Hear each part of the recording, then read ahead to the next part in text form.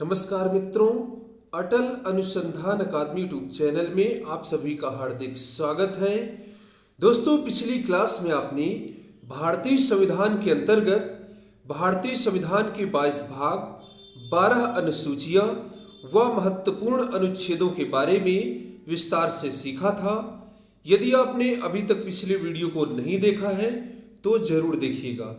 दोस्तों, आज की इस वीडियो में आप भारतीय संविधान की प्रस्तावना के बारे में विस्तार से सीखेंगे। तो आइए इस वीडियो के माध्यम से भारतीय संविधान की प्रस्तावना की शुरुआत करते हैं।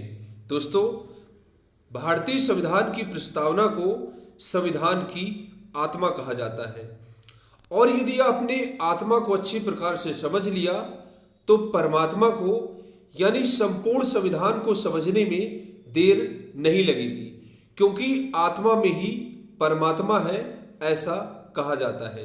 तो आइए संविधान की प्रस्तावना की विधिवत रूप से शुरुआत करते हैं। दोस्तों, संविधान की प्रस्तावना को हिंदी में उद्देशिका भी कहा जाता है और इसको अंग्रेजी में प्रियम्बल कहते हैं।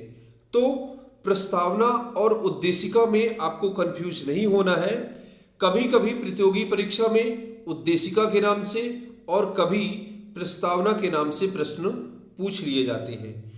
तो प्रस्तावना से संबंधित जो महत्वपूर्ण नोट्स हैं उनको मैंने यहाँ पर लिख रखा है, और इस नोट्स की एक एक लाइन, न केवल एक एक लाइन अपितु एक एक अक्षर आपके परीक्षा के दृष्टिकोण से महत्वपूर्ण है।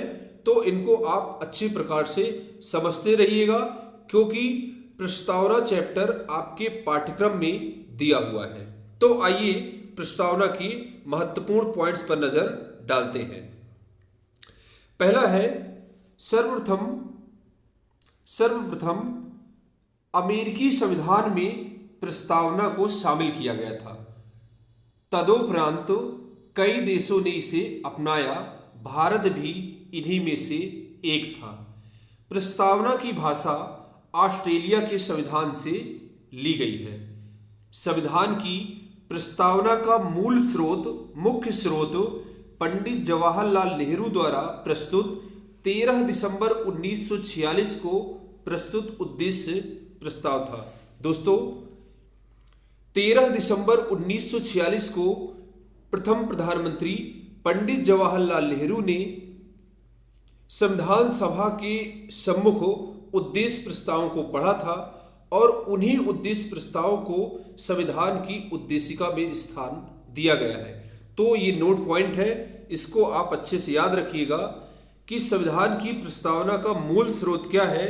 तो पंडित जवाहरलाल नेहरू द्वारा प्रस्तुत उद्देश्य प्रस्ताव, और उद्देश्य प्रस्ताव कब प्रस्तुत किए गए थे? 13 दिसंबर 1946 को। किसने प्रस्तुत किया था? पंडित जवाहरलाल नेहरू ने। किसके सम्मुख प्रस्तुत किया था? तो संविधान सभा के सम्मुख प्रस्तुत किया था। संविधान की जो भाषा है कहाँ से ली गई है? ऑस्ट्रेलिया के संविधान से ली गई है। दुनिया का कौन सा ऐसा संविधान है जिसमें प्रस्तावना को अपनाया गया था? तो इसका आंसर है संयुक्त राज्य अमेरिका का संविधान।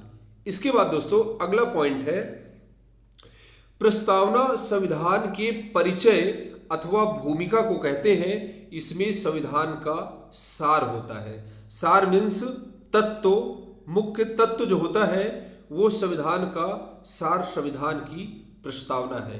दोस्तों, यदि आप संविधान की प्रस्तावना को पढ़ लेते हैं, इसको आप समझ लेते हैं, तो संविधान के अंदर क्या क्या चीजें लिखी गई है, संविधान निर्माताओं के विचार कैसे रहे होंगे, उनकी विचारधारा कैसी रही होगी, यह आप संविधान की प्रस्तावना को पढ़ करके जान सकते हैं। यदि आप संविधान की प्रस्तावना को समझ लेते हैं तो आप संपूर्ण संविधान के बारे में आकलन कर सकते हैं कि आखिर इस संविधान में दिया क्या गया है। इसके बाद दोस्तों, जैसे किसी भी राइटर की आप किताब पढ़ते हो, किसी भी विषय की हो, तो एक पेज उसमें आमुख का होता है जिसमें लेखक के विचार दिए हुए होते हैं। यदि आप उस आमुख को पढ़ लें तो किताब के अंदर क्या दिया गया है, लेखक के विचार क्या है, किस उद्देश्य से लिखी गई है, इन सब बातों का पता आमुख से ही चल जाता है। तो तो ऐसे ही जैसे आप छोटे थे, आपसे कोई पूछता था कि संविधान क्या है, आप कहते थे संविधान कानून की एक पुस्तक है। दोस्तों, यदि संविधान को हम एक पुस्तक माने तो जो प्रस्तावना है उस पुस्तक का आमुख है, उसकी और उसका सार है, तत्व है। यदि आप प्रस्तावना को पढ़ लेते हैं तो संपूर्ण संविधान के बारे में अच्छे से आकलन कर सकते हैं कि संविधान में अंदर क्या दिया होगा। इसके बाद इस प्रकार यह संविधान निर्माताओं के विचारों को जानने की कुंजी है। हमारे संविधान निर्माताओं के क्या विचार थे, कैसे संविधान का निर्माण वो करना चाहते थे, तो इन सब कारणों से, इन सब विचारों को यदि हम जानना चाहते हैं तो प्रस्तावना को हमें पढ़ना होगा। प्रस्तावना के माध्यम से संविधान निर्माताओं के विचारों को हम जानते हैं, इसलिए इसे संविधान निर्माताओं के विचारों को जानने की कुंजी कहा जाता है। इसके बाद दोस्तों, प्रस्तावना को भारतीय संविधान की आत्मा कहा जाता है। क्या कहा जाता है? भारतीय संविधान की आत्मा कहा जाता है। लेकिन दोस्तों, आत्मा और परमात्मा में आपको खो नहीं जाना है। जब भी आपसे प्रश्न पूछा जाएगा कि अगर आपसे पूछा जाता है संविधान की आत्मा किसे कहा जाता है, तो आपको निश्चिंत होकर के सीधे संविधान की प्रस्तावना में टिक कर देना है। लेकिन अगर आपसे पूछता है कि भीमराव अंबेडकर ने किसे संविधान की आत्मा कहा है, ऑप्शन में प्रस्तावना, मूल अधिकार, नीति निर्देशक तत्व और मौलिक कर्तव्य दिया है, तो आपको मूल अधिकार में टिक करना है, क्योंकि डॉक्टर भीमराव अंबेडकर ने मूल अधिकारों को संविधान की आत्मा कहा है। अनुच्छेद 32 के बारे में डॉक्टर भीमराव अंबेडकर ने कहा था, यदि मुझसे पूछा जाए कि भारतीय संविधान का कौन सा अनुच्छेद सबसे महत्वपूर्ण है, तो मैं अनुच्छेद 32 की ओर संकेत करूंगा, क्योंकि यह संविधान की हृदय एवं आत्मा है। तो अगर दोनों ऑप्शन में है, प्रस्तावना भी ऑप्शन में है और मूल अधिकार भी ऑप्शन में है और नीति निर्देशक तत्व भी ऑप्शन में है या फिर मूल कर्तव्य भी ऑप्शन में है, तो आपको यदि पूछता है संविधान की आत्मा किसे कहते हैं, तो आप प्रस्तावना में टिक करेंगे। यदि पूछता है डॉक्टर भीमराव अंबेडकर ने किसे संविधान की आत्मा कहा है, तो मूल अधिकारों को कहा है, और भी अगर स्पेशलाइजेशन करता है तो मूल अधिकारों के अंतर्गत अनुच्छेद 32 को कहा है। इसके बाद दोस्तों, अगला पॉइंट है 42वें संविधान संशोधन अधिनियम 1976 के द्वारा संविधान की प्रस्तावना में संशोधन करते हुए 3 नए शब्द जोड़े गए हैं। तो पहली बात तो आपको 42वां संविधान संशोधन याद रखना है, क्योंकि 42वां संविधान संशोधन इतना बड़ा संविधान संशोधन था कि संविधान के अंतर्गत बहुत बड़े पैमाने पर परिवर्तन किए गए थे, इसलिए इसको छोटा संविधान या फिर मिनी कॉन्स्टिट्यूशन इसको कहा जाता है। इसको आप याद रखेंगे कि 42वां संविधान संशोधन कब हुआ था, तो 1976 में हुआ था। तो 42वें संविधान संशोधन 1976 के द्वारा संविधान की प्रस्तावना में कितने नए शब्द जोड़े गए हैं, ये आपसे पूछेगा, तो आप नोट करके याद रखो 3 नए शब्द जोड़े गए हैं। तो आइए देखते हैं ये 3 नए शब्द कौन कौन से हैं। प्रथम पैरा में समाजवादी एवं पंथ निरपेक्ष जोड़ा गया है, जिसको आप सेक्युलर पढ़ते हो, एवं छठे पैरा में अखंडता शब्द को जोड़ा गया है। पैरा इसलिए लिखा है क्योंकि एक बार प्रश्न पूछा गया था कि किस पैरा में, प्रस्तावना के किस पैरा में अखंडता शब्द को जोड़ा गया था। ये लोक सेवा आयोग द्वारा प्रश्न पूछा गया था, इसलिए यहाँ पर मैंने नोट करने का प्रयास किया है, क्योंकि उत्तर प्रदेश असिस्टेंट प्रोफेसर भर्ती परीक्षा के बहुत सारे ऐसे प्रश्न होते हैं जो सीधे सीधे लोक सेवा आयोग से उठा लिए जाते हैं, हूबहू नकल कर लिए जाते हैं। तो अखंडता को छठे पैरा में जोड़ा गया था। दोस्तों, यहाँ पर याद रखेंगे कि किस संविधान संशोधन के तहत प्रस्तावना में परिवर्तन किया गया, तो 42वें संविधान संशोधन के तहत। 42वां संविधान संशोधन कब हुआ? 1976 में हुआ। कितने नए शब्द जोड़े गए? 3 नए शब्द जोड़े गए। कौन सा शब्द जोड़ा गया और कौन सा शब्द नहीं जोड़ा गया, इससे संबंधित भी आपसे प्रश्न पूछे जा सकते हैं। जैसे 42वें संविधान संशोधन अधिनियम के तहत भारतीय संविधान की प्रस्तावना में निम्न में से कौन सा शब्द नहीं जोड़ा गया है? पहला समाजवादी, दूसरा पंथनिरपेक्ष और तीसरा अखंडता और चौथा एकरूपता। तो एकरूपता शब्द को इसमें नहीं जोड़ा गया है, या फिर ऑप्शन में कुछ भी दे सकता है। यहाँ इनको आप तीनों को कसम खा करके याद कर लीजिए और इनको सीधे एकदम घोल करके पी जाइए, ताकि ये तो आपको भूले ही नहीं। इसके बाद दोस्तों अगले पॉइंट पर चलते हैं। 42वें संविधान संशोधन के बाद भारतीय संविधान की प्रस्तावना इस प्रकार है। दोस्तों एक प्रश्न और आपसे बन सकता है, दिए गए शब्दों में भारतीय संविधान की मूल प्रस्तावना में कौन से शब्द जो है शामिल नहीं था? तो मूल प्रस्तावना में ये तीन शब्द समाजवादी, पंथनिरपेक्ष और अखंडता, तीनों शब्द शामिल नहीं थे, ये बाद में जोड़े गए हैं। तो हो सकता है 42वें संविधान संशोधन के पहले की जो भी प्रस्तावना रही हो उसमें से तीन नए शब्द दे दे और इसके बाद एक शब्द और दे दे समाजवादी या फिर पंथनिरपेक्ष, और आपसे पूछे निम्नलिखित में से कौन सा शब्द नहीं जोड़ा गया है, तो आप जो है पंथनिरपेक्ष में टिक करेंगे, क्योंकि मूल संविधान की प्रस्तावना में पंथनिरपेक्ष, समाजवादी और अखंडता नहीं जुड़े थे, ये बाद में जोड़े गए हैं। अब भारतीय संविधान की प्रस्तावना इस प्रकार है। तो यहाँ पर थोड़ा सा उल्टा हो गया था। इसको संविधान की जो प्रस्तावना के मुख्य शब्द हैं इनको प्रस्तावना के बाद में रखना चाहिए। खैर कोई बात नहीं। तो यहाँ पर आप देखेंगे भारतीय संविधान की प्रस्तावना। भारतीय संविधान की प्रस्तावना हम भारत के लोग भारत को एक संपूर्ण प्रभुत्व संपन्न समाजवादी, पंथनिरपेक्ष, पहले नहीं था बाद में जोड़ा गया है, समाजवादी, पंथनिरपेक्ष, लोकतंत्रात्मक गणराज्य बनाने के लिए तथा उसके समस्त नागरिकों को सामाजिक, आर्थिक, राजनैतिक न्याय, कितने प्रकार के न्याय? 3 प्रकार के न्याय की बात की गई है। कौन कौन सा न्याय? सामाजिक न्याय, आर्थिक न्याय एवं राजनैतिक न्याय। तो आपसे पूछा जा सकता है कितने प्रकार की न्याय की बात संविधान की प्रस्तावना में की गई है? तो 3 प्रकार के। कौन कौन सा न्याय? सामाजिक, आर्थिक एवं राजनीतिक न्याय। पूछ लेगा निम्नलिखित में से किस प्रकार के न्याय की बात नहीं की गई है? सामाजिक, आर्थिक, राजनैतिक, और ऑप्शन में और भी कोई दे सकता है। ठीक है। इसके बाद विचार, अभिव्यक्ति, विश्वास, धर्म और उपासना की स्वतंत्रता, 5 प्रकार की स्वतंत्रताओं का उल्लेख किया गया है। यहां पर आप याद रखेंगे, आपसे पूछा जा सकता है कौन कौन सी? विचार, अभिव्यक्ति, विश्वास, धर्म और उपासना की स्वतंत्रता। 5 प्रकार की स्वतंत्रताओं, 3 प्रकार के न्याय और 5 प्रकार की स्वतंत्रताओं की बात कही गई है।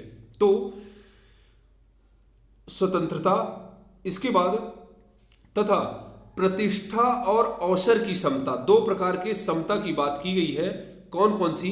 प्रतिष्ठा और अवसर की समता या समानता प्राप्त कराने के लिए तथा उन सब में व्यक्ति की गरिमा और राष्ट्र की एकता। यहां पर एकता शब्द छूटा हुआ है, आप ध्यान रखेंगे, त्रुटि सुधार करेंगे। यहां पर आपको एकता जोड़ लेना है, एकता तथा अखंडता। तो यहां पर व्यक्ति की गरिमा और राष्ट्र की एकता तथा अखंडता को सुनिश्चित करने वाली बंधुता को बढ़ाने के लिए कितने प्रकार की बंधुता की बात यहां पर की गई है? 2 प्रकार की बंधुता। कौन कौन सी?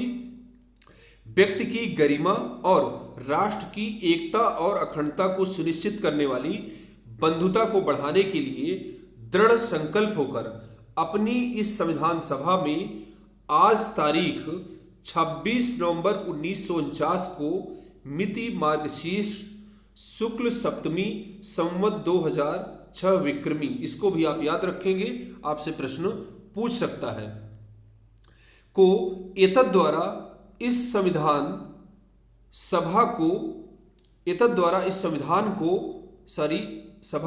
संविधान को अंगीकृत अधिनियमित और आत्मार्पित करते हैं। तो यहाँ पर संविधान की प्रस्तावना को अभी आपने पढ़ा है। अगर संविधान की प्रस्तावना को आप याद कर लेते हैं तो बड़ी अच्छी बात है, और मैं उम्मीद करता हूँ कि भारत के हर एक नागरिक को, और आप तो असिस्टेंट प्रोफेसर बनने जा रहे हो, संविधान की प्रस्तावना याद होनी चाहिए। तो ये थी भारतीय संविधान की प्रस्तावना। आपसे पूछा जा सकता है भारतीय संविधान की प्रस्तावना की शुरुआत कहाँ से होती है, तो हम भारत के लोक से होती है। और भारतीय संविधान की प्रस्तावना को संविधान सभा में कब स्वीकार कर लिया गया? 26 नवंबर 1949 को। दोस्तों इसी कारण से 26 नवंबर को कानून दिवस मनाया जाता है। कब? 26 नवंबर को कानून दिवस मनाया जाता है। तो प्रस्तावना के एक एक पॉइंट आपके लिए महत्वपूर्ण है। अब इन महत्वपूर्ण पॉइंट्स को एक एक करके हम डिटेल करने का प्रयास करेंगे। तो आइए देखते हैं प्रस्तावना में कौन कौन से महत्वपूर्ण शब्द हैं जिनको हम डिटेल करना चाहते हैं। पहला है हम भारत के लोग, we the people of India. दूसरा है सॉवरेंटी यानी संप्रभुता। इसके बाद अगला है समाजवादी। समाजवादी, ये आप जानते हैं कि मूल संविधान की प्रस्तावना में समाजवादी नहीं था, इसको बाद में जोड़ा गया है। इसके बाद सोशलिस्ट हो गया। इसके बाद आता है पंथ निरपेक्ष, जिसको कई बार धर्म निरपेक्ष भी पढ़ा जाता है, और इसका मतलब होता है इंग्लिश में सेक्युलर। इसके बाद दोस्तों अगला महत्वपूर्ण पॉइंट है इसमें लोकतांत्रिक, डेमोक्रेटिक। भारत एक लोकतांत्रिक गणराज्य है। लोकतंत्र जनता का, जनता के द्वारा जनता के लिए शासन होता है। इसके बाद अगला महत्वपूर्ण पॉइंट है गणराज्य, यानी जो भारत का राष्ट्राध्यक्ष है, भारत का राष्ट्रपति है, वह वंशानुगत नहीं होगा बल्कि उसका चुनाव होगा। ठीक है, तो गणराज्य भारत में अपनाया गया है। भारत का राष्ट्रपति वंशानुगत नहीं होता है, हर 5 साल में राष्ट्रपति का चुनाव होता है। इसके बाद दोस्तों अगला है न्याय। न्याय अभी मैंने बताया था 3 प्रकार के जस्टिस की बात की गई है, सामाजिक, सोशल, आर्थिक, इकोनॉमिक एंड राजनीतिक, पॉलिटिकल। सामाजिक, आर्थिक एवं राजनीतिक 3 प्रकार के न्याय की बात की गई है। आप याद रखेंगे, आपसे पूछ लिया जाता है प्रस्तावना में कितने प्रकार की न्याय की बात की गई है। इसके बाद दोस्तों अगला है स्वतंत्रता, फ्रीडम। स्वतंत्रता का मतलब भारत में स्वच्छंदता हो गया है, जिसकी जो इच्छा है वही बके चला जा रहा है। लेकिन दोस्तों आपकी स्वतंत्रता वहीं तक है जहां तक दूसरों की स्वतंत्रता बाधित न हो, ऐसी स्वतंत्रता होना चाहिए। लेकिन भारत में स्वतंत्रता के नाम पर स्वच्छंदता की जा रही है। सोशल मीडिया में तो पूरी तरह से नर्क फैला दिया गया है। ऐसी स्वतंत्रता पर प्रतिबंध होना चाहिए। इसके बाद दोस्तों अगला है समता, इक्वलिटी। तो और इसके बाद अगला है बंधुता, 2 प्रकार की बंधुता की बात की गई है। तो आइए इन सभी महत्वपूर्ण पॉइंट्स को एक एक करके विधिवत रूप से डिटेल में देखते हैं। पहला है हम भारत के लोग। हम भारत के लोग, संविधान की प्रस्तावना का प्रारंभ हम भारत के लोग से होता है। ये शब्द संयुक्त राष्ट्र संघ के चार्टर की उद्देशिका में प्रयुक्त हम संयुक्त राष्ट्र संघ के लोग के अनुरूप है। दोस्तों संयुक्त राष्ट्र संघ का जो चार्टर है उसमें भी प्रयोग किया गया है हम संयुक्त राष्ट्र संघ के लोग। ऐसे ही संविधान की जो प्रस्तावना है उसमें भी प्रयोग किया गया है हम भारत के लोग। लेकिन आप इसके बाद अगला महत्वपूर्ण पॉइंट है, इसका अर्थ है, अब पूछ लेता है, सीधे सीधे आपसे पूछेगा हम भारत के लोग का अर्थ है। हम भारत के लोग का अर्थ है, इसका अर्थ है संविधान का मूल स्रोत भारत की जनता है। क्या है? संविधान का मूल स्रोत भारत की जनता है, वही समस्त शक्तियों का केंद्र बिंदु है। दोस्तों यद्यपि संविधान निर्माताओं ने 389 जो भी संविधान निर्माताओं थे उन्होंने संविधान का निर्माण किया है, किंतु हम भारत के लोग का मतलब संविधान निर्माताओं से, केवल संविधान निर्माताओं से नहीं है, बल्कि संपूर्ण भारत की जनता से है, क्योंकि जो भी संविधान निर्माता थे अप्रत्यक्ष रूप से जनता द्वारा चुने गए प्रतिनिधि थे। इसलिए हम भारत का लोग संविधान निर्माताओं से नहीं है, केवल संविधान निर्माताओं से नहीं है, बल्कि संपूर्ण भारत की जनता से है, क्योंकि संविधान निर्माता अप्रत्यक्ष रूप से चुन के गए थे। इसके बाद जब अलग अलग क्षेत्रों से संपूर्ण भारत से संविधान निर्माता चुन के गए, उनको सब मिला दिया जाए तो वह संपूर्ण भारत का प्रतिनिधित्व करते थे। तो इसका मतलब है संपूर्ण भारत की जनता। संपूर्ण भारत की जनता ही समस्त शक्तियों का केंद्र बिंदु है। इसके बाद दोस्तों अगला महत्वपूर्ण पॉइंट है, संविधान में प्रदत्त संप्रभुता जनता में निहित है। क्या है? जनता में निहित है। भारतीय संविधान उसकी इच्छा का परिणाम है। तो हम भारत के लोग का मतलब संपूर्ण भारत की जनता से है, वही समस्त शक्तियों का केंद्र बिंदु है और संविधान द्वारा प्रदत्त संप्रभुता भारत की जनता में निहित है। एक एक पॉइंट का एक एक अक्षर महत्वपूर्ण है, इनको आप जो है अच्छे प्रकार से समझने का प्रयास करिएगा। जो भी पॉइंट्स आपको समझ में नहीं आता आप कमेंट करके पूछिए, मेरा नंबर है, नंबर में भी आप कॉल करके पूछ सकते हैं। इसके बाद दोस्तों अगला पॉइंट है संपूर्ण प्रभुत्व संपन्न। संपूर्ण प्रभुत्व संपन्न, संपूर्ण प्रभुत्व संपन्न का अर्थ है भारत अपने आंतरिक एवं बाह्य मामलों में पूर्णतः स्वतंत्र है, वह किसी विदेशी सत्ता के अधीन नहीं है। दोस्तों 1947 के पहले भारत अपने आंतरिक एवं बाह्य मामलों में पूर्णतः स्वतंत्र नहीं था, क्योंकि वह अंग्रेजों का गुलाम था और उन्हीं का उपनिवेश था। इसलिए भारत की आंतरिक एवं बाह्य स्वतंत्रता बिल्कुल नहीं थी। वह अंग्रेजों की इच्छानुसार ही आंतरिक कार्य करता था और विदेशों से भी संबंध स्थापित करने होते थे, तो अंग्रेजों की अनुमति के बिना भारत किसी देश के साथ जो है संबंध स्थापित, संधि या समझौता नहीं कर सकता था। भारत की विदेश नीति का निर्धारण, आंतरिक मामलों का निर्धारण अंग्रेज ही करते थे, किंतु आज़ादी के बाद भारत संपूर्ण प्रभुत्व संपन्न गणराज्य है।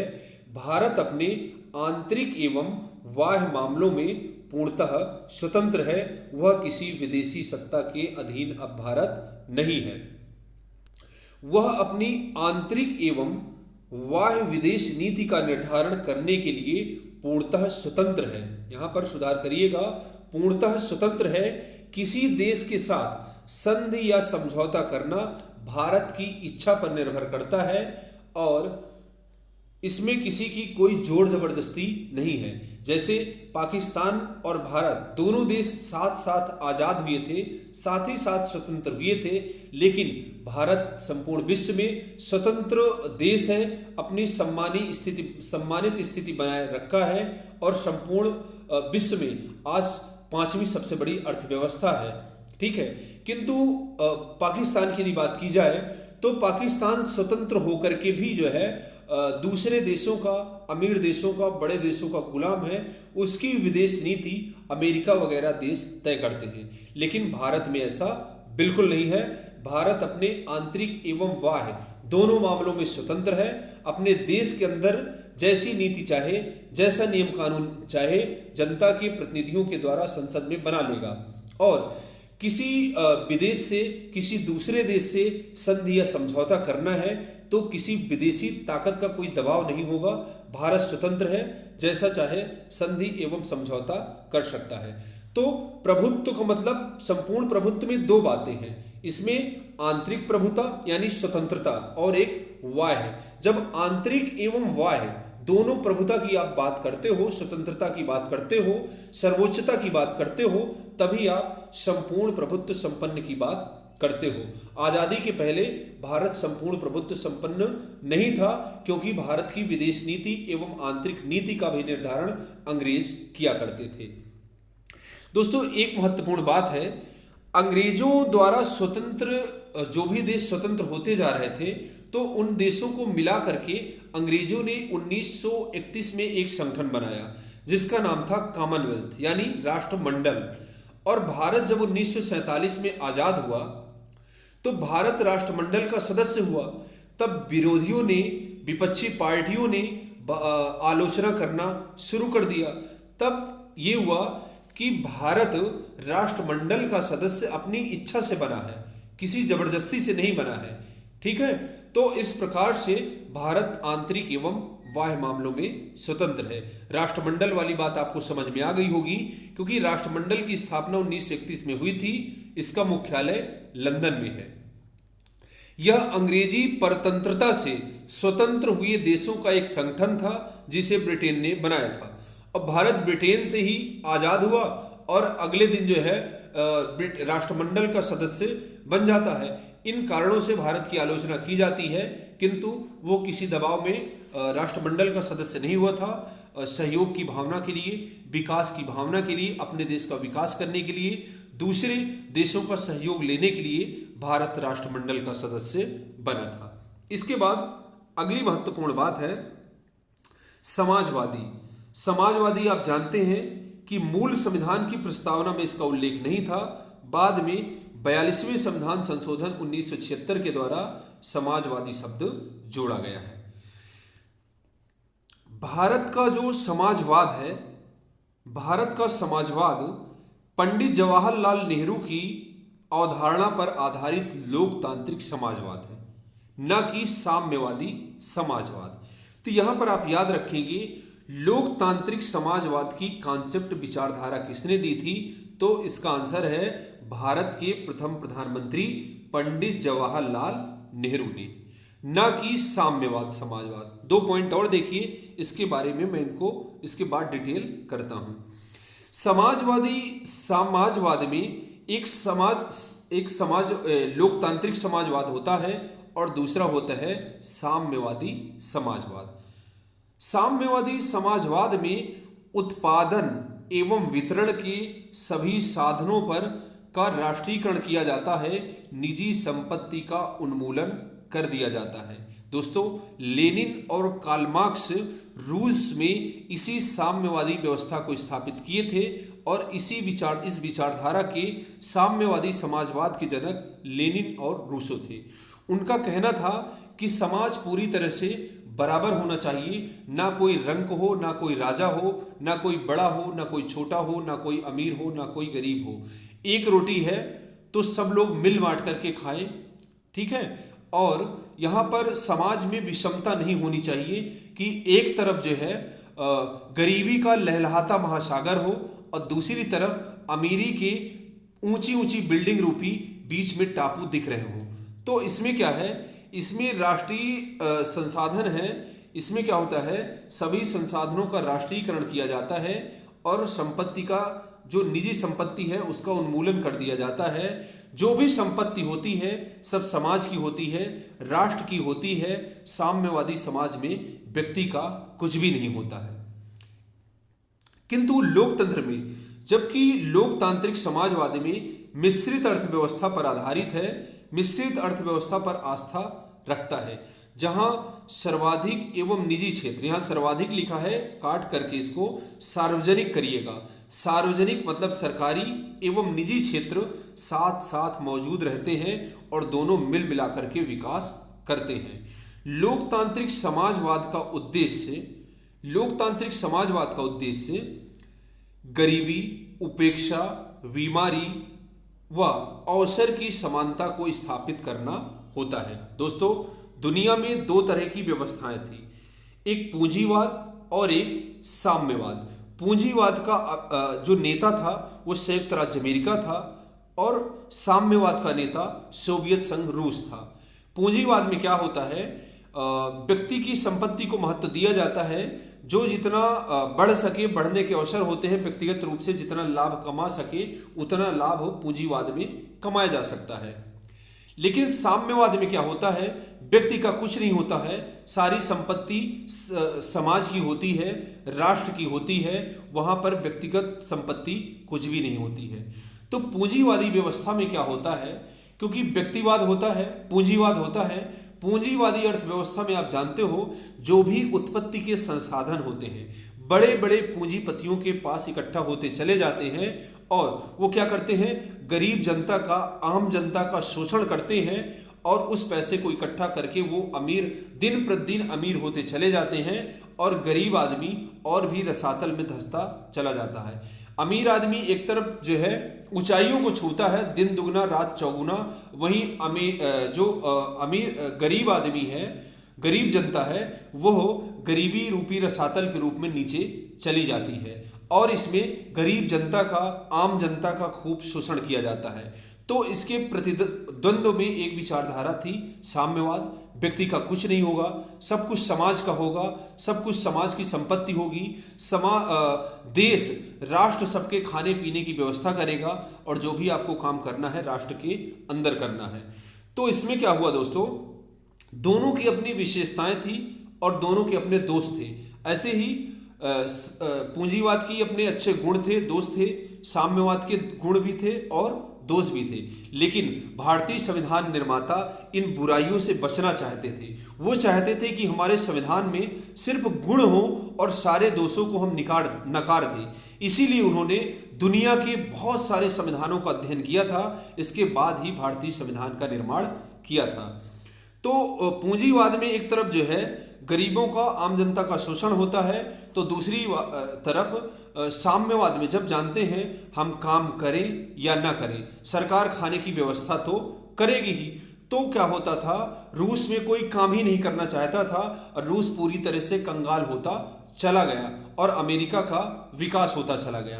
तो इस कारण से भारत दोनों की अच्छाइयों और बुराइयों से परिचित था। भारत ने अच्छाइयों को लिया और बुराइयों को त्याग दिया। तो पूंजीवाद और साम्यवाद का जो मिला जुला रूप है उसको हम लोकतांत्रिक समाजवाद कहते हैं। भारत का जो समाजवाद है लोकतांत्रिक है, रूस की तरह का साम्यवादी समाजवाद नहीं है।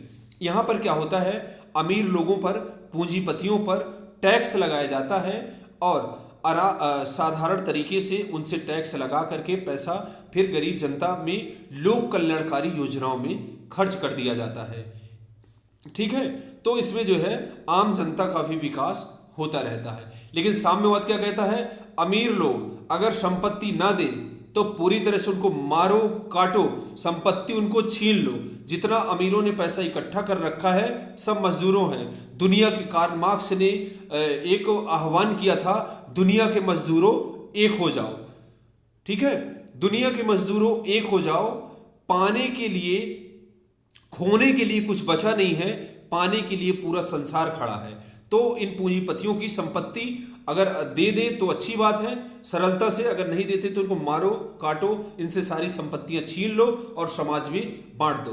वो एक ऐसे समाजवाद की कल्पना कर रहे थे जहां पूरा समाज बराबर हो। दोस्तों आप बताइए, जब प्रकृति से दो लोग बराबर नहीं होते, दो व्यक्ति बराबर नहीं होते, दो चीजें बराबर नहीं होती हैं, तो किसी भी देश की संपूर्ण जनता एक समान कैसे हो सकती है। यदि एक ईंट ढोने वाले का वेतन और एक प्रोफेसर और इंजीनियर का वेतन एक कर दिया जाएगा तो समाज का उद्देश्य ही नष्ट हो जाएगा।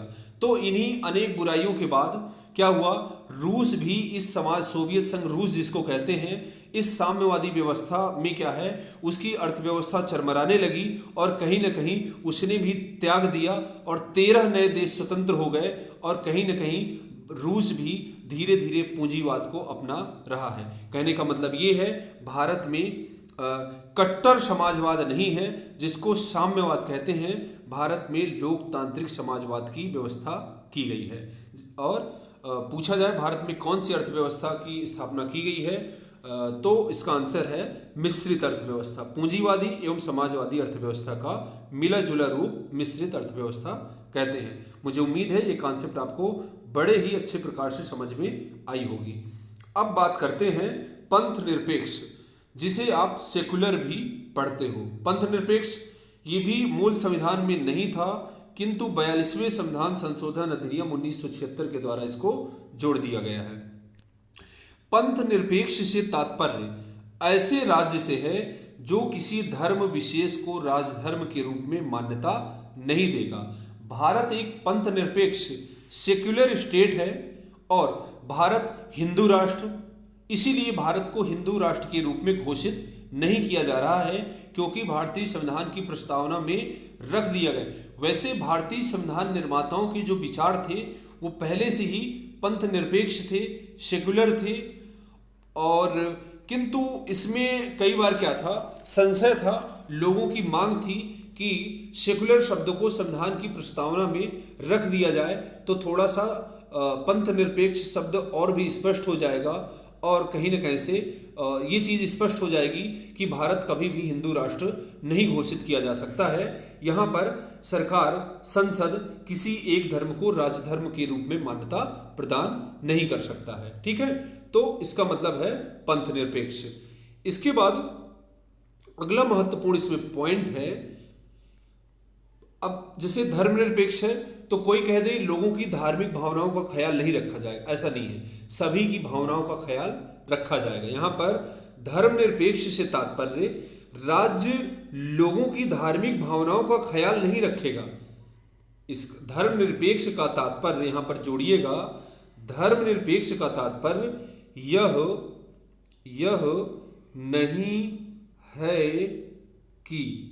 यह नहीं है कि राज्य लोगों की धार्मिक भावनाओं का ख्याल नहीं रखेगा, बल्कि इसका मतलब यह है कि राज्य सभी धर्मों को तटस्थ भाव से समान संरक्षण प्रदान करेगा। आप भारत में देखते हो, हिंदू, मुस्लिम, सिख, ईसाई सभी लोग मिल करके रहते हैं। कई बार बीच बीच में थोड़ा बहुत कट्टरता उत्पन्न हो जाती है, जो देश के लिए कहीं न कहीं से देश की अखंडता के लिए हानिकारक है।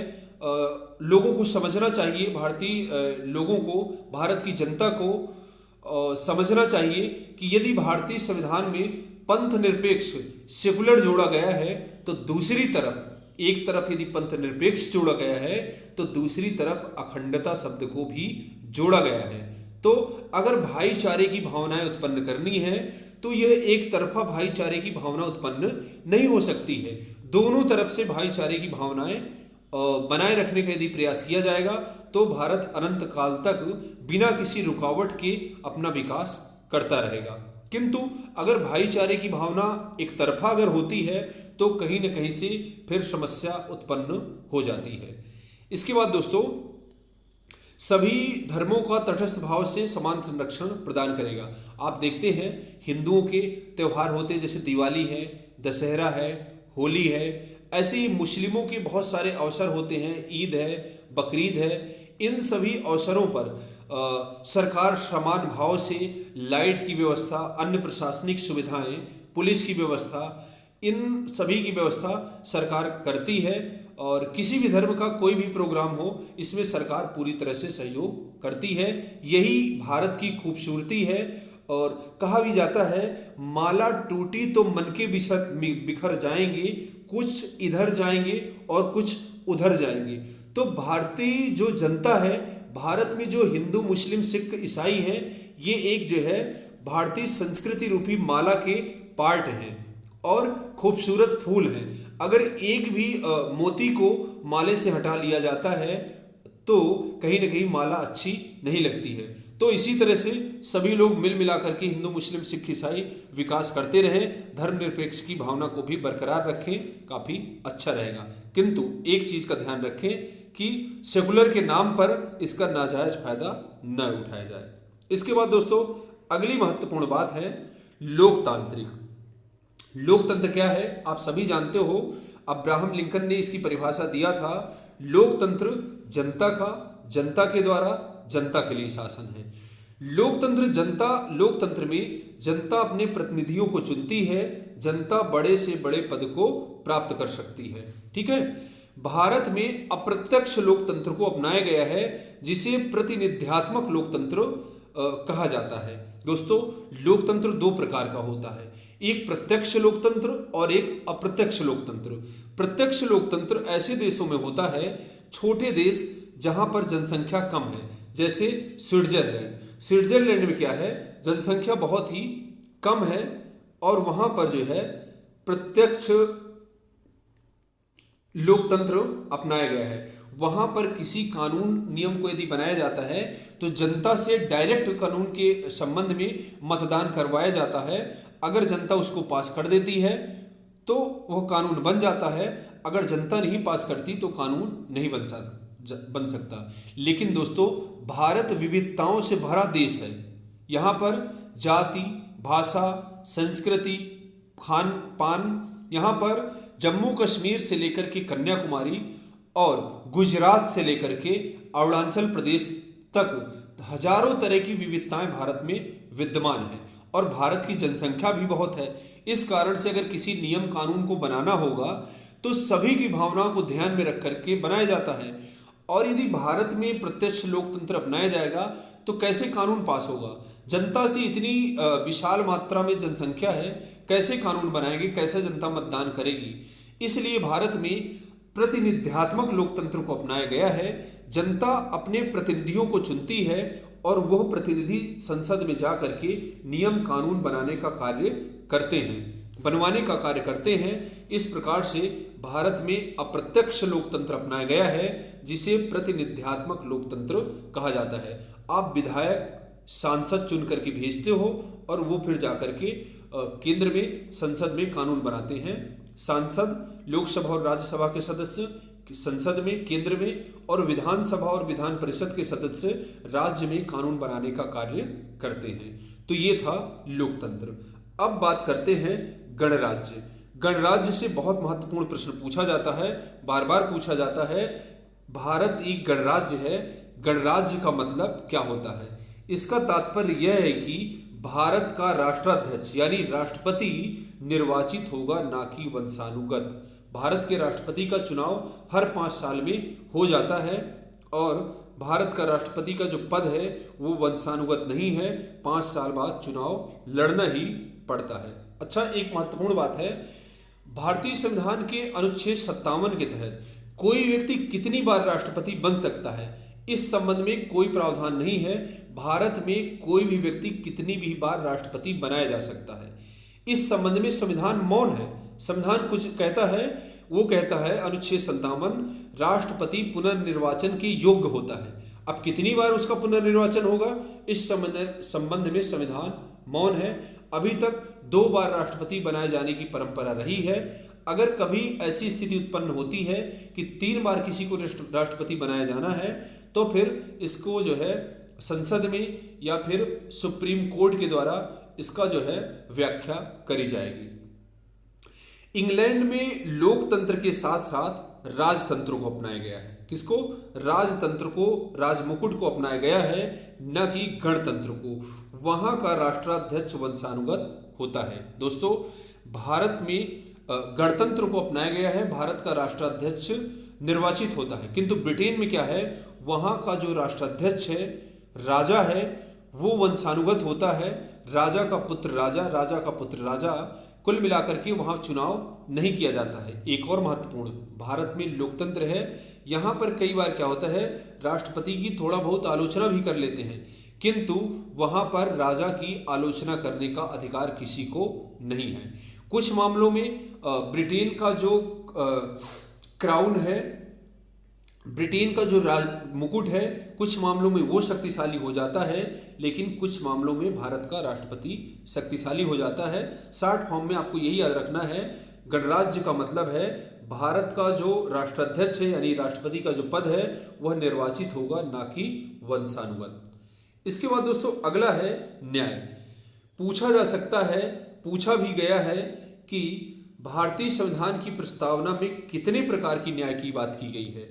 तो 3 प्रकार के न्याय की बात की गई है, सामाजिक न्याय, आर्थिक न्याय, राजनीतिक न्याय। सामाजिक न्याय क्या है? समाज में धर्म, वंश, जाति, वर्ण, लिंग, जन्म स्थान आदि के आधार पर लोगों के बीच में, भारत के नागरिकों के बीच में किसी प्रकार का कोई भेदभाव न किया जाए। ऐसे आर्थिक न्याय है।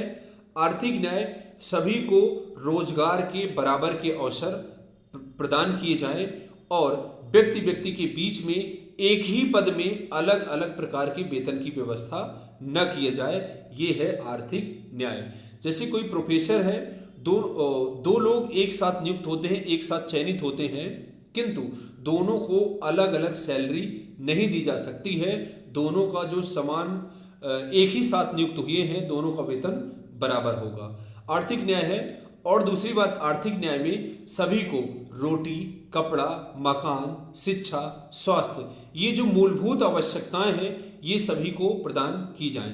और दोस्तों इसी के साथ आर्थिक एवं सामाजिक न्याय को मिला करके, राजनीतिक न्याय को मिला करके एक तरफ से आरक्षण की भी व्यवस्था की गई है। एक तरफ तो हम कह रहे हैं सबको बराबर का महत्व दिया जाए, दूसरी तरफ हम आरक्षण की व्यवस्था कर रहे हैं। तो आरक्षण की जो व्यवस्था है इसी न्याय के अंतर्गत है, इसी न्याय के अंतर्गत आती है, क्योंकि जो जातियां जिन जातियों का अभी तक विकास नहीं हो पाया है उनको थोड़ा सा सपोर्ट की आवश्यकता है। जैसे कोई विकलांग है तो उसको वैसाखी की आवश्यकता है, बशर्ते कोई वैसाखी हमेशा ना लिए रहे, जब वो उसकी जो विकलांगता सही हो जाए उसके बाद उसको वैसाखी रख देना चाहिए। खुद से चलना धीरे धीरे सीखना चाहिए और सिखाना भी चाहिए। ठीक है, तो सामाजिक आरक्षण की व्यवस्था सामाजिक न्याय के अंतर्गत है, लेकिन जिस प्रकार से इसका दुरुपयोग संविधान के अंतर्गत किया गया है वह किसी से छिपा नहीं है। बहुत सी जातियां ऐसी हैं जो आज भी पुलों के नीचे जंगलों में रहती हैं, उनके लिए कोई नौकरी नहीं है, रोटी नहीं है, कपड़ा नहीं है, शिक्षा नहीं है, स्वास्थ्य नहीं है। लेकिन कुछ जातियां जो स्टार्टिंग में ही मलाई काटना शुरू कर दी थी उन लोगों को बहुत ही इसका लाभ मिला है। तो इस प्रकार से जो विकास की अवधारणा है, जलाओ दिए पर रहे ध्यान इतना, अंधेरा धरा पर कहीं रह न जाए। विकास की ऐसी अवधारणा होना चाहिए, जो गरीब है उसको न्याय मिलना चाहिए। इसके बाद बात करते हैं राजनीतिक न्याय की। राजनीतिक न्याय ये है कि सभी को चुनाव लड़ने का अधिकार दिया जाए और सभी को मतदान का अधिकार दिया जाए। दोस्तों, भारत में 18 वर्ष की जो भी आयु पूरी कर चुके लोग हैं, युवा वर्ग हैं, सभी को मतदान का अधिकार प्रदान किया गया है। दोस्तों, पहले क्या था, जो 21 वर्ष की आयु पूरा कर लेता था तब उसको मतदान का अधिकार दिया जाता था, किंतु राजीव गांधी, प्रधानमंत्री राजीव गांधी ने, युवा प्रधानमंत्री राजीव गांधी ने 61वें संविधान संशोधन अधिनियम 1989 के आधार पर मतदान की आयु को 21 वर्ष से घटा करके 18 वर्ष कर दिया है। तब से लेकर के आज तक 18 वर्ष की आयु पूरी कर चुके जो है लोग अब मतदान में भाग लेते हैं। ठीक है, सामाजिक न्याय, आर्थिक न्याय एवं राजनीतिक न्याय, तीनों प्रकार के न्याय की मैंने बात किया है। मैं जो अपनी बात रखना चाहता था, मुझे उम्मीद है आपको अच्छी प्रकार से समझ में आ गई होगी, अन्यथा मत लीजिएगा, सिर्फ मैंने यहां पर समझाने का कार्य किया है। इसके बाद बात करते हैं स्वतंत्रता की। स्वतंत्रता में क्या है? स्वतंत्रता में भारतीय संविधान में 5 प्रकार की स्वतंत्रताओं की बात की गई है। विचार, अभिव्यक्ति, विश्वास, धर्म और उपासना की स्वतंत्रता। आप अपने विचार आप जो है रख सकते हैं लिखित रूप में, या फिर मौखिक रूप में अपने विचार रख सकते हैं। मौखिक या लिखित रूप में अभिव्यक्त कर सकते हैं, आपको अपने विचार रखने का अधिकार है। और आप किसी भी मत पर विश्वास रख सकते हैं, किसी भी धर्म को अपना सकते हैं और किसी भी धर्म की, पंथ की, ईश्वर की, अल्लाह की आप जो है उपासना कर सकते हैं। इसके लिए आपको स्वतंत्रता प्रदान की गई है। लेकिन दोस्तों, भारत में लोकतंत्र है, लेकिन भारत का लोकतंत्र आज की डेट में स्वच्छंद तंत्र बन चुका है। जिसकी जो इच्छा है वो बके चला जा रहा है। विचार अभिव्यक्ति की स्वतंत्रता का तो इतना दुरुपयोग हुआ है जिसकी कोई सीमा नहीं है। आप अपने विचार, वही आपकी स्वतंत्रता, विचार अभिव्यक्ति की स्वतंत्रता वहीं तक है जहां तक दूसरों की स्वतंत्रता बाधित ना हो। बहुत सारे जैसे बॉलीवुड वालों की ही बात करें, वो अपने विचार इस प्रकार से आजकल व्यक्त कर रहे हैं, चाहे शारीरिक रूप से हो या फिर मौखिक रूप से हो, मूवी के रूप से हो, जो देश के लिए खतरनाक है, देश की सांस्कृतिक विरासत के लिए खतरनाक है। तो इस प्रकार के विचार अभिव्यक्त नहीं करने चाहिए। इसके बाद बात करते हैं समानता की। समानता में प्रस्तावना में 2 प्रकार की समानता की बात की गई है, प्रतिष्ठा की समानता और अवसर की समानता। ठीक है, 2 प्रकार की समानता की बात की गई है। सभी को अवसर, मतलब जॉब वगैरह करने में सभी को अवसर, समान अवसर मिलना चाहिए और सभी की प्रतिष्ठा होना चाहिए। व्यक्ति व्यक्ति का सम्मान होना चाहिए। जाति, धर्म, भाषा, क्षेत्र, लिंग आदि के आधार पर किसी प्रकार का प्रतिष्ठा को लेकर के कोई भेदभाव नहीं होना चाहिए। जब आप दूसरे की प्रतिष्ठा करेंगे तो आपकी भी प्रतिष्ठा होगी। इसके बाद बात करते हैं बंधुत्व की। बंधुत्व का तात्पर्य है भाईचारे की भावना। क्या है? भाईचारे की भावना। आपस में लोग गले मिल करके एक दूसरे के रहे, गले मिले किंतु कोई गले न लगे। ठीक है, कोई किसी के गले न लगे, गले मिले। इस प्रकार से आपस में सौहार्द की भावना बनाए रखा जा सकता है। इसमें क्या है? व्यक्ति का सम्मान होना चाहिए।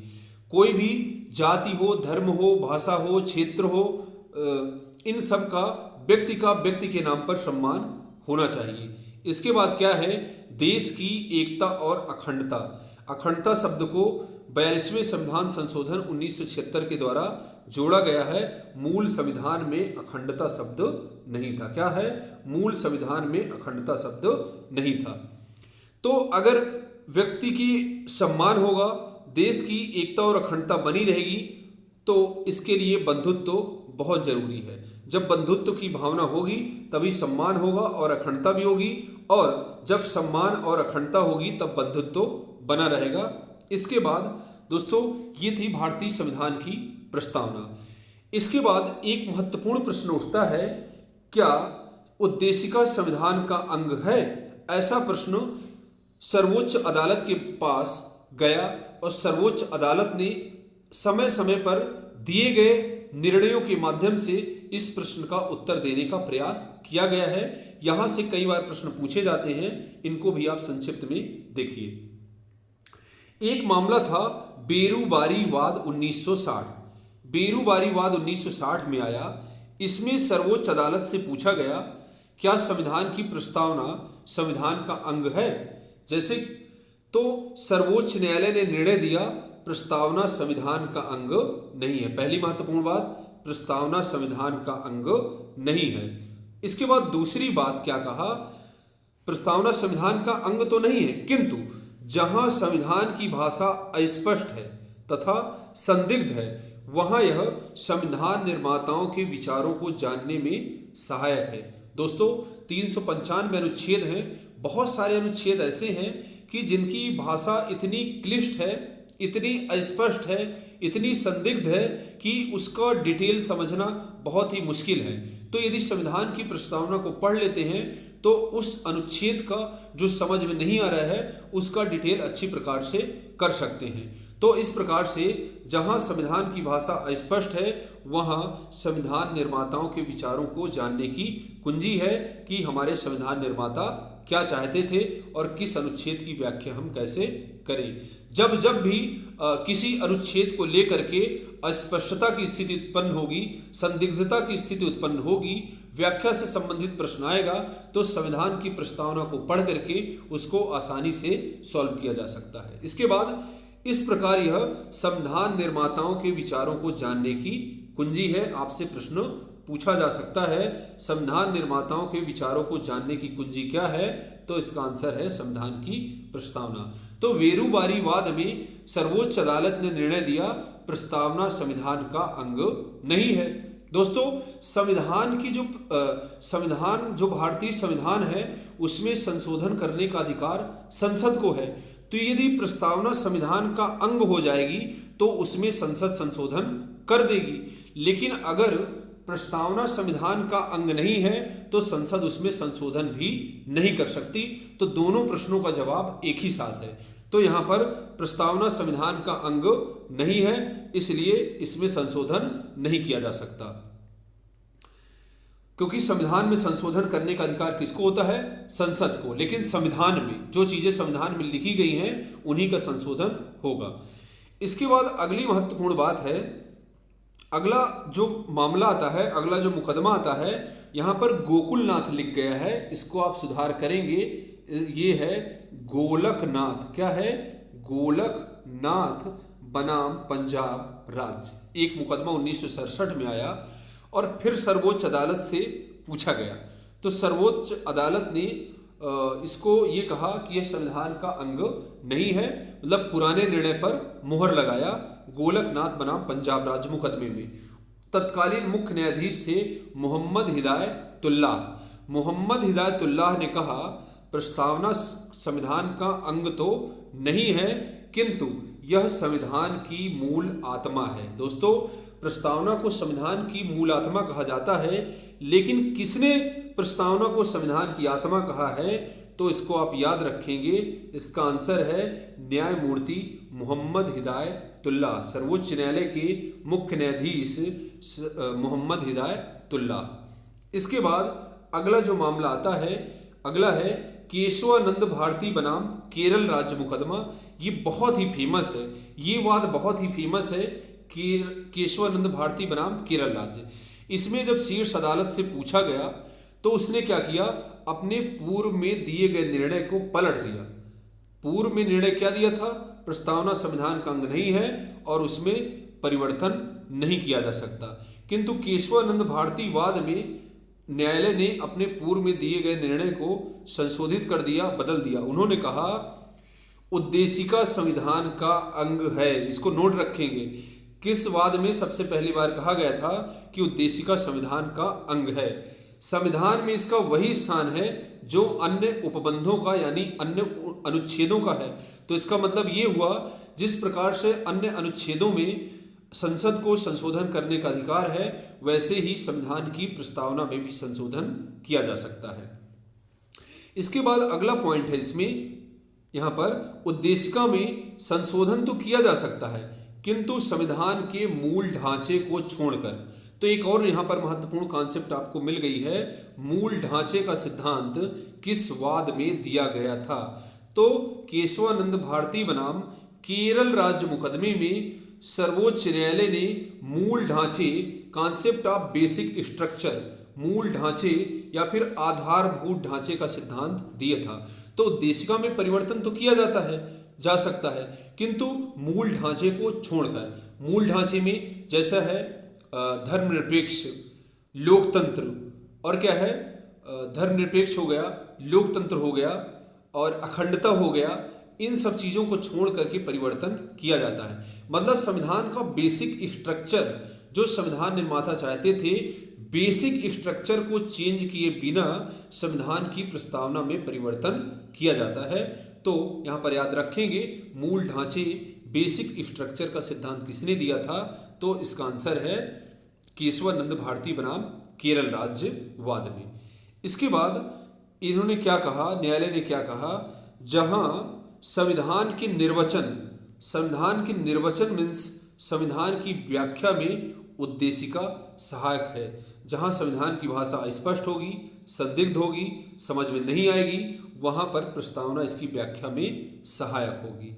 इसके बाद अगला महत्वपूर्ण पॉइंट है, एक बहुत ही महत्वपूर्ण पॉइंट, इतना महत्वपूर्ण है कि बार बार प्रश्न पूछा गया है। उद्देशिका न्याय योग्य नहीं है, अर्थात इसके आधार पर कोई निर्णय नहीं दिया जा सकता।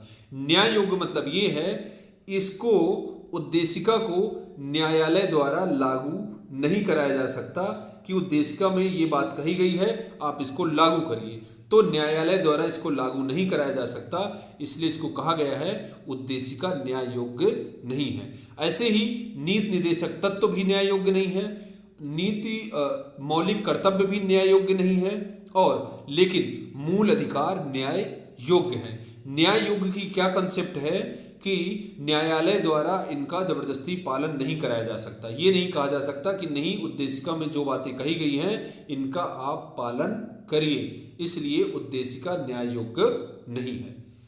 इसके बाद दोस्तों एक और मुकदमा आता है लास्ट में, बम्बई बनाम यूनियन ऑफ इंडिया। 1994 में एक मामला आया, बम्बई बनाम यूनियन ऑफ इंडिया। इस प्रकरण में उच्चतम न्यायालय ने पुनः स्पष्ट किया कि उद्देशिका संविधान का भाग है। ऊपर के जो दो निर्णय थे उन्होंने क्या कहा, उद्देशिका संविधान का भाग नहीं है।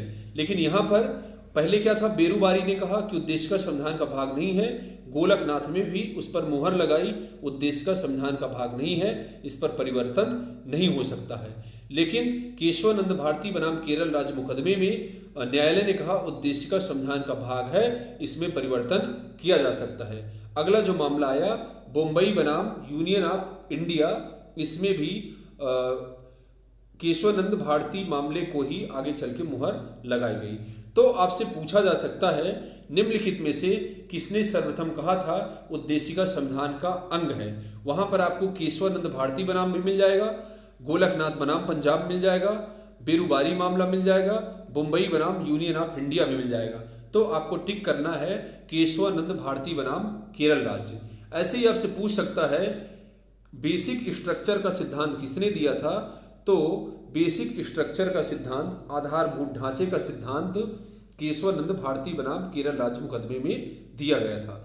लेकिन अगर केशवानंद भारती ऑप्शन में नहीं है और आपसे पूछता है किस वाद में संविधान की प्रस्तावना को संविधान का अंग स्वीकार किया गया था, तो ऑप्शन में अगर बम्बई बनाम यूनियन ऑफ इंडिया है तो इसमें भी आप टिक कर देंगे। अब प्रश्न कैसे पूछता है बार बार मैंने हर तरह से समझाया है और इसको आप पढ़ेंगे, फिर ऑब्जेक्टिव क्वेश्चन सॉल्व करेंगे, तब जाकर के चैप्टर आपको कंप्लीट हो जाएगा। इसके बाद दोस्तों प्रस्तावना का महत्व क्या है। M.N. पालकीवाला ने कहा है, ये संविधान के जो है विशेषज्ञ हैं, इन्होंने कहा है संविधान एक परिचय पत्र है। क्या है?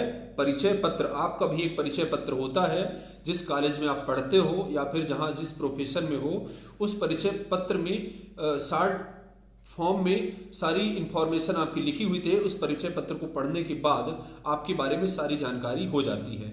ऐसे ही संविधान का परिचय पत्र संविधान की प्रस्तावना है। आप प्रस्तावना पढ़िए, संविधान के बारे में आपको जानकारी हो जाएगी। इसके बाद दोस्तों K.M. मुंशी ने कहा था, इनका नाम है कन्हैयालाल मणिकलाल मुंशी। K.M. मुंशी ने कहा था यह हमारे स्वतंत्र गणराज्य की कुंडली है, यह हमारे संप्रभु प्रजातांत्रिक गणराज्य की होरोस्कोप यानी जन्म कुंडली है। तो यदि आपसे पूछा जाता है किसने कहा है उद्देशिका हमारे स्वतंत्र गणराज्य की कुंडली है, जन्म कुंडली है, तो इसका आंसर है K.M. मुंशी। और उद्देशिका को संविधान का परिचय पत्र कहा पालकीवाला ने। दोस्तों ये प्रश्न PCS में उठाया जा चुका है, इसको याद रखिएगा। इसके बाद डॉक्टर B.R. अम्बेडकर ने इसे पवित्र दस्तावेज कहा है। क्या कहा है? पवित्र दस्तावेज है जिसे सबको पालन करना चाहिए। इसके बाद न्यायमूर्ति हिदायतुल्लाह ने क्या कहा है? भारतीय संविधान की प्रस्तावना को इन्होंने संविधान की आत्मा कहा है। तो दोस्तों ये थी संविधान की प्रस्तावना से संबंधित महत्वपूर्ण बातें। मुझे उम्मीद है ये सारी बातें आपको अच्छी प्रकार से समझ में आई होंगी। एक बार आप शॉर्टकट में इनको देख लीजिए, 2 मिनट में आपका रिवीजन करा देते हैं कि कैसे कैसे इसमें प्रश्न पूछे जाएंगे। जैसे प्रस्तावना की भाषा कहाँ से ली गई है? ऑस्ट्रेलिया के संविधान से, याद रखिएगा। और प्रस्तावना कहाँ से ली गई है? तो संयुक्त राज्य अमेरिका के संविधान से, क्योंकि सबसे पहले उसी ने बनाया था। फिर संविधान की प्रस्तावना का मूल स्रोत क्या है? पंडित जवाहरलाल नेहरू का उद्देश्य प्रस्ताव। उद्देश्य प्रस्ताव किसने प्रस्तुत किया था? पंडित जवाहरलाल नेहरू ने। संविधान का परिचय पत्र किसे कहते हैं? संविधान की प्रस्तावना को। संविधान का सार किसे कहते हैं? संविधान की प्रस्तावना को। इसके बाद संविधान निर्माताओं के विचारों को जानने की कुंजी क्या है? प्रस्तावना। इसके बाद 42वां संविधान संशोधन के द्वारा कितने शब्द जोड़े गए? 3 शब्द। कौन कौन से शब्द जोड़े गए ये मैंने आपको बता दिया है।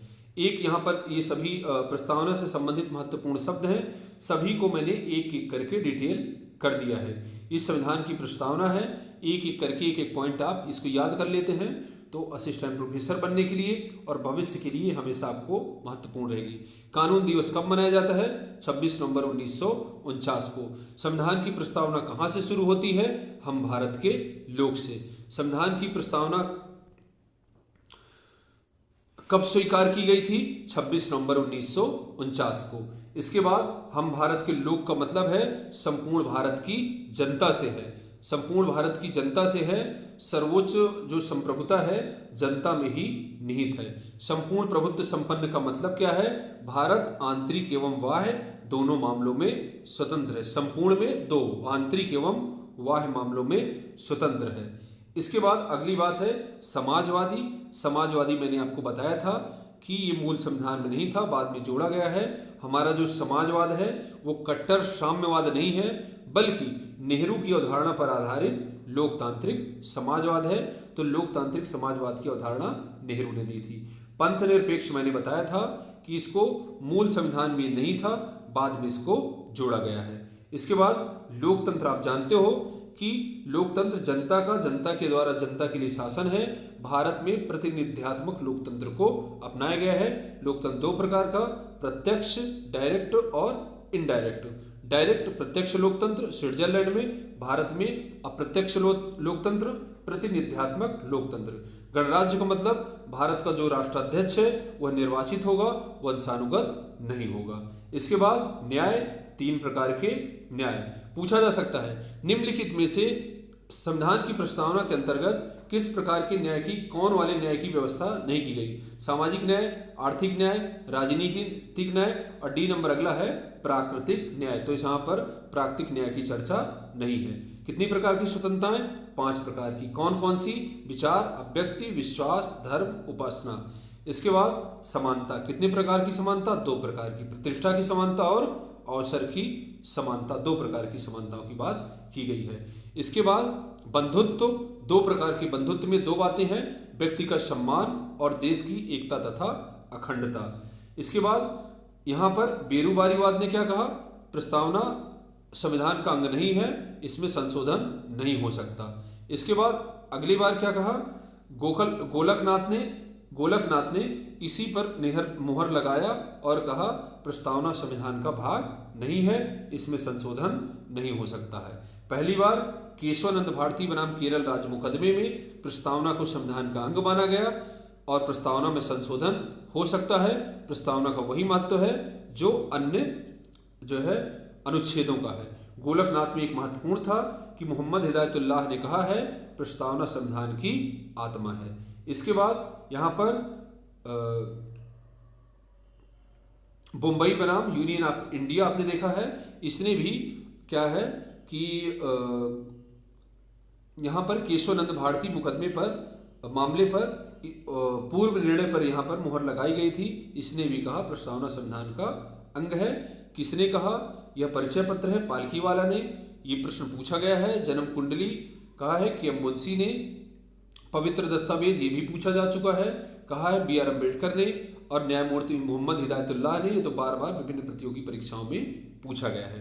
तो दोस्तों ये थी संविधान की प्रस्तावना। अब आपको 2-4 क्वेश्चन हम आपसे पूछ लेते हैं और बता भी देते हैं। प्रस्तावना से संबंधित जो महत्वपूर्ण प्रश्न हैं इन पर आइए थोड़ा सा चर्चा कर लेते हैं। पहला प्रश्न है, भारतीय संविधान के निर्माताओं का मत निम्न में से किसमें प्रतिबिंबित होता है? तो इसका आंसर है उद्देशिका। ऑप्शन में है उद्देशिका, मूल अधिकार, राज्य के नीति निर्देशक तत्व और मूल कर्तव्य। इसके बाद दोस्तों अगला प्रश्न है, भारतीय संविधान की प्रस्तावना में कितने प्रकार के न्याय, कितनी प्रकार की स्वतंत्रता एवं भ्रातृत्व की बात की गई है? इसमें ऑप्शन है टिक लगाने के लिए। ए नंबर में 3 मतलब न्याय, 5 स्वतंत्रता, तो पहले 3, 5 और फिर 2 समानता और फिर भ्रातृत्व, 3, 5, 2 और 1 में आपको टिक लगाना है। ऐसे ही भारतीय संविधान की प्रस्तावना में भारत को किस रूप में घोषित किया गया है? एक सार्वभौम प्रजातांत्रिक गणतंत्र, एक समाजवादी प्रजातांत्रिक गणतंत्र और एक अगला सी नंबर है एक सार्वभौमिक समाजवादी धर्मनिरपेक्ष प्रजातांत्रिक गणतंत्र के रूप में घोषित किया गया है। सार्वभौमिक मतलब संपूर्ण प्रभुत्व संपन्न संपूर्ण भारत की जनता, इसका मतलब हुआ सार्वभौमिक। इसके बाद दोस्तों निम्नलिखित शब्दों को सीरियल से लगाइए, जैसे समाजवादी, पंथ निरपेक्ष एवं अखंडता। अगर आपको सीरियल से लगाने के लिए आता है तो पहले समाजवादी होगा, फिर पंथ निरपेक्ष होगा और फिर अखंडता होगा। इसके बाद है भारतीय संविधान की प्रस्तावना में समाजवादी शब्द कब जोड़ा गया? किस संविधान संशोधन के तहत जोड़ा गया? तो 42वें संविधान संशोधन के तहत। पंथ निरपेक्ष कब जोड़ा गया? तो 1976 में 42वें संविधान संशोधन के तहत। समाजवादी, पंथ निरपेक्ष एवं अखंडता कब जोड़ा गया? 42वें संविधान संशोधन के तहत। निम्नलिखित में से कौन भारत को धर्मनिरपेक्ष राज्य के रूप में वर्णित करता है? मूल अधिकार, संविधान की प्रस्तावना, 9वीं अनुसूची, राज्य के नीति निर्देशक तत्व। तो इसका आंसर है संविधान की प्रस्तावना। इसके बाद निम्न शब्दों में से कौन सा शब्द 1975 में मतलब 1976 के पहले भारतीय संविधान की प्रस्तावना में शामिल नहीं था? बंधुत्व, संप्रभु, समानता और अखंडता। अखंडता शामिल नहीं हुआ था। इसके बाद संविधान की प्रस्तावना का विधिक स्वरूप क्या है? विधिक स्वरूप क्या है? याद रखिएगा, संविधान की प्रस्तावना का विधिक स्वरूप है, ऑप्शन है, यह लागू किया जा सकता है, यह लागू नहीं किया जा सकता है, विशेष परिस्थितियों में लागू किया जा सकता है, उपरोक्त में से कोई नहीं। तो यह लागू नहीं किया जा सकता है, यही इसका विधिक स्वरूप है। इसके बाद उद्देशिका में किस संविधान संशोधन के तहत परिवर्तन किया गया है? तो इसका आंसर है 42वें संविधान संशोधन के तहत। ऑप्शन में है 17वें संविधान संशोधन, 24वां संविधान संशोधन, 44 संविधान संशोधन और 42वां संविधान संशोधन। इसके बाद समाजवादी कब जोड़ा गया है? तो 42वें संविधान संशोधन के तहत। तो इस तरह के घूम फिर करके बार बार वही प्रश्न आपसे पूछे जा सकते हैं। एक और है, जैसे भारत में लौकिक सार्वभौमिकता है, क्योंकि संविधान की प्रस्तावना आरंभ होती है तो लौकिक सार्वभौमिकता है, इसका मतलब है हम भारत के लोग। भारत में लौकिक सार्वभौमिकता, इसका क्या मतलब है? ए नंबर, प्रजातांत्रिक शब्दों से, जनता के जनतंत्र से, जनता के लोकतांत्रिक शब्दों से, हम भारत के लोक से। तो इसका आंसर है हम भारत के लोक से। हम भारत के लोक शब्दों का प्रयोग भारतीय संविधान में कहाँ किया गया है? तो इसका आंसर है संविधान की प्रस्तावना में। इसके बाद है सभी व्यक्ति पूर्णतः और समान रूप से मानव हैं, यह सिद्धांत जाना जाता है सार्वभौमिकता से। इसके बाद दोस्तों, निम्नलिखित में से किस प्रकार के न्याय की बात नहीं की गई? सामाजिक न्याय, आर्थिक न्याय, राजनीतिक न्याय और धार्मिक न्याय। तो धार्मिक न्याय की बात नहीं की गई है। ऐसे ही निम्नलिखित में से किसने भारतीय संविधान की प्रस्तावना को हमारे स्वतंत्र गणराज्य की जन्म कुंडली कहा है? के.एम. मुंशी ने। संविधान को एक पवित्र दस्तावेज किसने कहा? बी.आर. अम्बेडकर ने, महात्मा गांधी ने, दीनदयाल उपाध्याय ने, मोहम्मद अली जिन्ना ने। तो इसका आंसर है बी.आर. अम्बेडकर ने।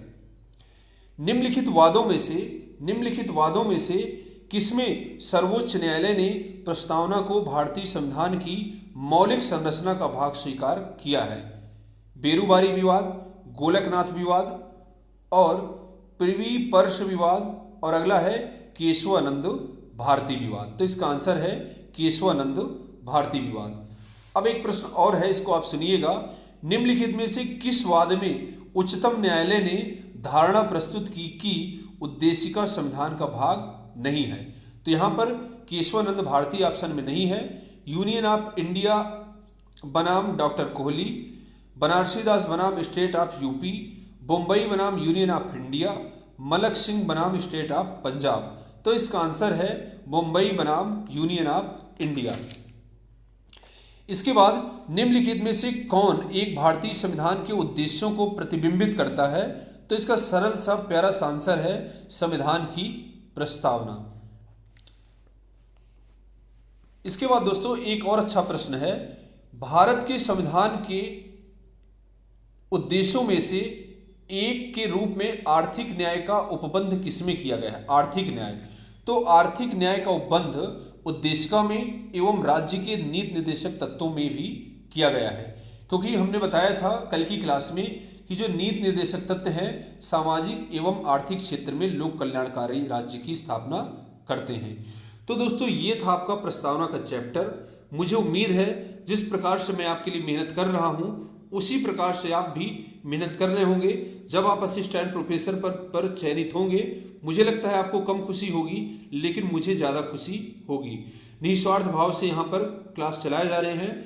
लेकिन एक महत्वपूर्ण बात है, बहुत सारे निःशुल्क क्लास है, सभी लोग देखते हैं, सभी लोग इसका फ़ायदा उठाते हैं, किंतु सोशल मीडिया में शेयर नहीं करते हैं। तो आपको वीडियो देखना है, साथ ही साथ लोगों के बीच में अधिक से अधिक लोगों के बीच में अगर आप कुछ कर सकते हैं, यही आपकी शुल्क है। आप अधिक से अधिक लोगों के बीच में इसको शेयर करते रहिए और निरंतर नोट्स बनाते रहिए। अगर आपको कोई प्रॉब्लम है, हमें आप कॉल करके अपनी समस्या का समाधान करा सकते हैं। तो दोस्तों आज के लिए बस इतना ही, मिलते हैं नेक्स्ट वीडियो में। पूरा वीडियो देखने के लिए बहुत बहुत सा धन्यवाद। रात के 12 बज चुके हैं। अब कल की क्लास में आपसे मूल अधिकारों के साथ आपसे मुलाकात होती है। धन्यवाद।